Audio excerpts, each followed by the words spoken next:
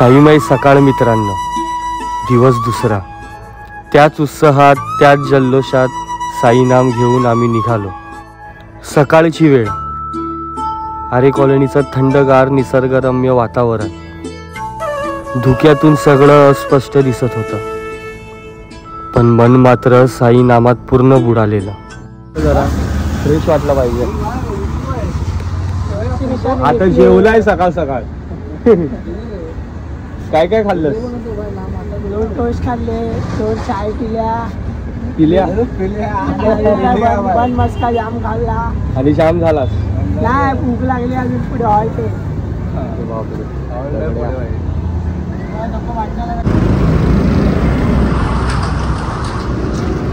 तर आता पोचलो आम्ही पवईला. साईराम दादा साईलीला आपल्या सोबत होते. हाच टेम्पो होता साईलीला आपल्या सोबत. आता साई आरी सोबत आहे हा टेम्पो. हो, महाराजांचा झेंडा पण लावलाय. साईमाई सकाळ मित्रांनो, दिवस दुसरा सुरू झालाय स्वर्गसुखाच्या वारीचा. ओम ब्रह्मांड साई सेवा सर्वसोबत आणि आपले हे मित्रमंडळी साई बंधू. आणि आम्ही पोचलोय आता पवई लेक. थोड्याच किलोमीटरला आमचा आता नाश्त्याचा हॉल्ट असेल. अजून 1 तास चालावं लागेल नाश्त्याचा हॉल्ट. पावसामुळे जरा असे कपडे घातले, कारण पाऊस एवढा. सफेद कपडे घातल्यावर चिखलाने खराब होऊन जातील. त्याच्यामुळे आपले बाकीचे कपडे पण खराब होतील. कारण मला कपडे धुवायला कंटाळा येतो. मी कपडे धुत नाही. 12 दिवसाची 12 जोडी एकत्र घेऊन येतो, कपडे धुतो. त्या कपड्याची हालत तर बघा काय झाली आहे. पाठवून दाखव. अरे बापरे. हो, विनायक ब्लॉगर विनायक. हे स्नॅपसाठी वेगळा आयफोन घेऊन आला वाटतं सोबत. अरे बापरे, बघा स्नॅपसाठी वेगळा आयफोन घेऊन आला. आणि तो दुसरा फोन कुठे आहे? नको दाखव, त्याला माहिती आहे. कॉलिंगसाठी WhatsApp calling. And this is for Insta live and my all podcast वगैरे.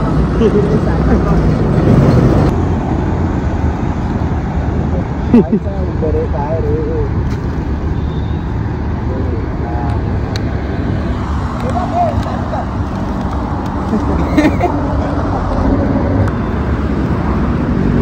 पाखरू भेटलाय भाईला. विचारा जिवंत आहे का मेलाय? गेला ना यार, तुझं तोंड बघून गेला असेल विचारा. कधी चालता चालता नाश्त्याच्या हॉलला पोचलो समजलंच नाही. दुसऱ्या दिवसाची नाश्त्याची वेळ. सकाळच्या नाश्त्याला हॉल गाठला आणि सर्व भक्त थकलेले पायांना थोडा आराम देत होते. जिथे जागा मिळेल तिथे लोक बसून विश्रांती घेत होते. हीच खरी वारी असते. ना ठरलेला आराम, ना ठरलेली जागा. जिथं साई बोलवतात तिथंच थांबायचं आणि पुढे चालत राहायचं. व्यर्थ करावी मी आता चिंता. काय काय रेकॉर्ड केला? रेकॉर्ड कोणी? काय असा काय रेकॉर्ड केला? दुसऱ्या हॉल्ट पर्यंत बिना न बसता आलो. अरे बापरे. नॉनस्टॉप. ओ, मग काय आता पार्टी पुढे? हे आहे साल आणि श्रीफळ. अरे बापरे, घरी जायचं? घरी जाण्यासाठी ट्रॉफी पण. अरे बापरे, ट्रॉफी म्हणजे? सन्मान चिन्ह. हे रेनकोट आहे. बापरे, रेनकोट घेऊन चालते भाई. दाखव जरा. रेनकोटला पॅक करून ठेवलंय बोलून. हो, अरे बापरे. कुठून मागवलंय? कोरिया? चालतंय. मलाडवरनं घेतलंय. कितीला? 100 रुपये. फुल मस्त रेनकोट घालून चाल. बाईचं पोट बघा आणि पोहे बघा. पोट नाही, हे आहे बॅनर. लाईन जाऊन पहिला पोहे आणले. आजच्या नाश्त्याला होते गरमागरम कांदे पोहे. भक्तांनी प्रेमाने कांदे पोहे खाताना भक्तांच्या चेहऱ्यावर समाधान आणि थकवा दोन्ही दिसत होते. त्यावर 1 कप गरम चहा. नाश्ता करून आम्ही पुन्हा निघालो भर उन्हात, पण मन मात्र थंड साई नामात. शिर्डीच्या मार्गावर प्रत्येक पावलात साईंचा आशीर्वाद जाणवत होता. हीच वारी, हाच अनुभव शब्दात मांडणं अवघड होतं.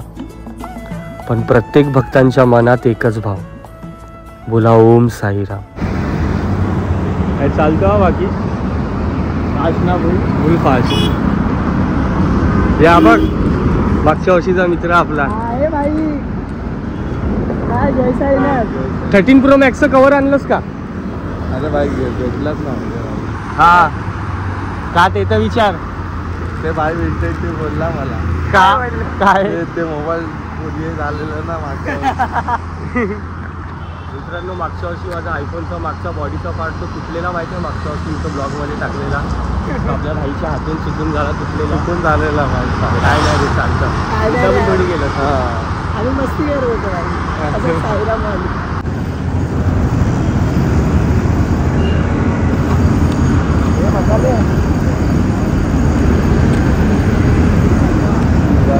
पाणी.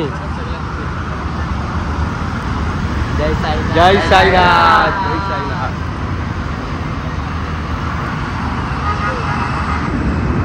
अनिकेत हिरे सॉरी अनिकेत भाऊ हिरे तुम्ही कुठे चालले? कुठे? शिर्डीला. देवासोबत देवाचा भेटीला. तर साईमय दुपार वाजले किती? 10:30 ना. हा 10:30 पहिल्यांदा आम्ही लोक एवढा लवकर पोचलो हॉलवरती. नाही इंटरव्ह्यूची हालत बघा 3 दिवस चालतोय अशी हालत झाली आहे. जेवणाची तयारी चालू आहे इकडे. जय साईनाथ. साईमय दुपार मस्त आंघोळ गेली फ्रेश झालो. आता जरा आराम करू मग जेवू. हा आमचा एरियातला बॉलर. ए क्या हुआ रे? बॉबी बाई झोपलेत. या वर्षी पालखीत अनेक नवीन मुले आली. त्यांच्या चेहऱ्यावरती भक्तीचा तो निरागस तेज दिसत होता. वर्षानुवर्ष बाबांच्या पावलांवर चालत त्यांनीही साईंच्या मार्गावर पाऊल ठेवलंय. कोण थांबत नव्हतं. प्रत्येकाच्या नजरेत एकच भाव साई नाम आणि साईंची वारी आणि ती साईंना भेटण्याची आस. यादव बघा यादव. हा सर्वात पहिला नंबर. मागे मामा पण बघ कसा चालतोय. खाऊन खाऊन दमलाय विचारा. भाऊ आमच्यासाठी प्लेट घेऊन आलाय कारण धुवायचा त्रास नको. कारण इथे आमच्या मंडळामध्ये आमच्या पालखीमध्ये असा रूल आहे जो प्लेट घेईल तो धुवेल. आजच्या प्रसादाला पुरी भात डाळ. साधं पण अतिशय समाधान देणारं साईंचा महाप्रसाद होता. आत्म्याला समाधान आणि मनाला शांतता लाभली. हा बघा आता एवढा जेवला. अरे नाही दे ना देतोय गरीबांना. अरे बापरे आता तर दाखवच.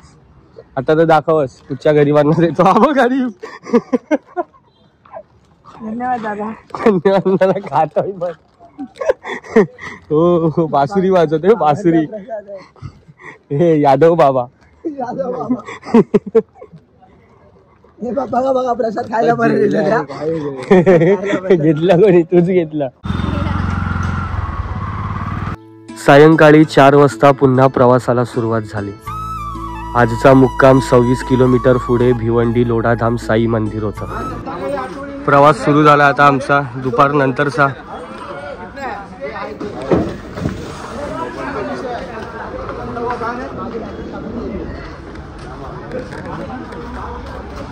दुपार. जय साईनाथ भाई. दुसरा दिवस थोडासा वाटतं नेता झालोय मी.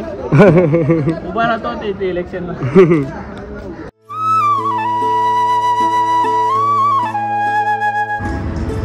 साईमय दुपार. आंघोळ गेली आहे आंघोळ गेली आहे. हो हो बिस्किट खा आता ते खाली पडलेलं बिस्किट. अरे बापरे लगेच उचलला. हा हावरा. नको लागायला. अरे बापरे काय काय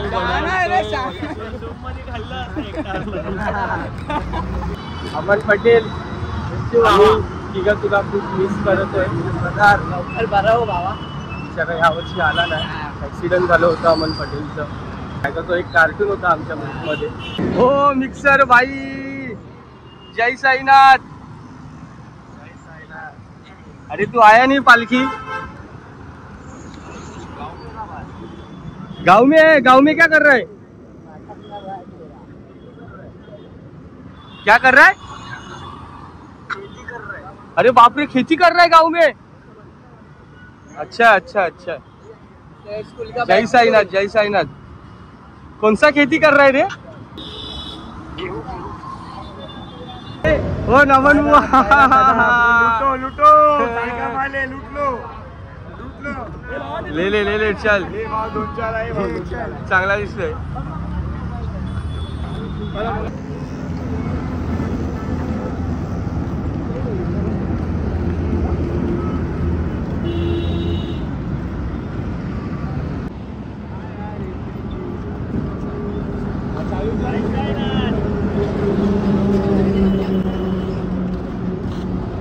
साईमय संध्याकाळ 4 वाजता निघालेलो दुपारच्या हॉल्टवरून। अजून आम्ही थांबलोच नाही कुठे, 1.5 तास झाला चालतोच आहे। आता आरतीचा हॉल्ट येईल 1-1.5 किलोमीटरवर, मग तेव्हा थांबू।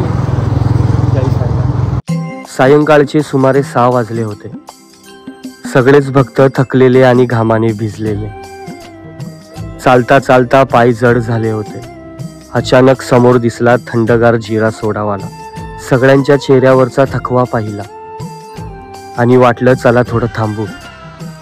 काकांनी दिलेला तो थंडगार सोडा जणू आत्म्याला शांती देऊन गेला। एक घोट घेता मन अगदी प्रसन्न झालं। पायातला थकवा जणू नाहीसा झाला। थोड्या वेळाने आम्ही पुन्हा निघालो रात्रीच्या मुक्कामासाठी। समोर ट्रॅफिक, धूळ, माती, पण तरीही मनात एकच विचार, माझे साईनाथ चालवतायत। सोपविले माझे जीवन, सोपविले माझे जीवन।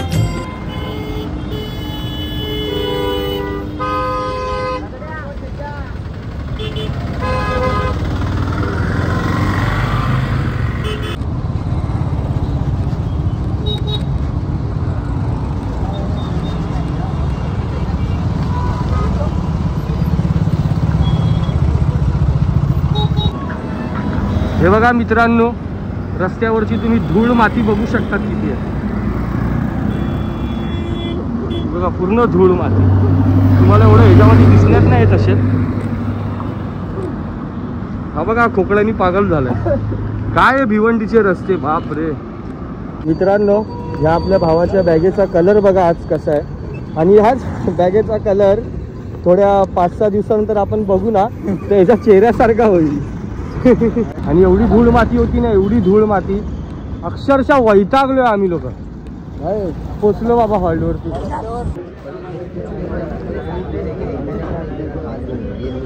सर्व पब्लिक लगेच उठली बघ अशी बॅगेसाठी।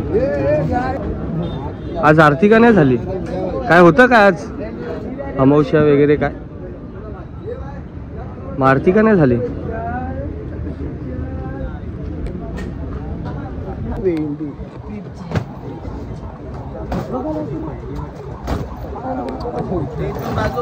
नाही, रात्र पोचलोय दुसऱ्या दिवशीच्या रात्रीच्या हॉल्टला लोढाधाम। आणि इकडचं बाबांचं मंदिर खरंच एवढं सुंदर आहे, दाखवतो तुम्हाला। हो, शरीर थकलं होतं, पण मन मात्र अजूनही साईंच्या पावलांशी जोडलेलं होतं। कारण हे फक्त चालणं नाही, हा विश्वासाचा प्रवास आहे, भक्तीचा। आणि या मार्गावर प्रत्येक थेंब घामाचाही साईंच्या चरणी अर्पण आहे। सारे समान साई तुझ्या दरबारी। पोचलो लोढाधाम साई मंदिरात। हे मंदिर म्हणजे साई भक्तांसाठी एक पवित्र स्थान आहे। असं सांगितलं जातं की इथे साईंच्या कृपेने अनेक भक्तांच्या इच्छा पूर्ण झाल्या। जणू शिर्डीच्या वातावरणाची एक झलकच।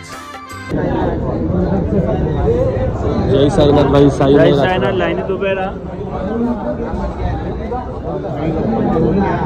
जेवायला बघा काय, लोढाधाम कडून आहे हे जेवण। हाँ लोढाधाम, हाँ भाई लोढाधाम की तरफ से खाना है साई भक्तों के लिए, सब साई पालकी के लिए। जय साईनाथ। रात्री आम्ही मित्रांनी मिळून महाप्रसाद घेतला। गरम गरम शिरा आणि भक्तिभावाने ती भरलेली पंगत. शुभम तर अगदी खुश झाला शिरा पाहून, पण पुढे काय झालं ते पहा.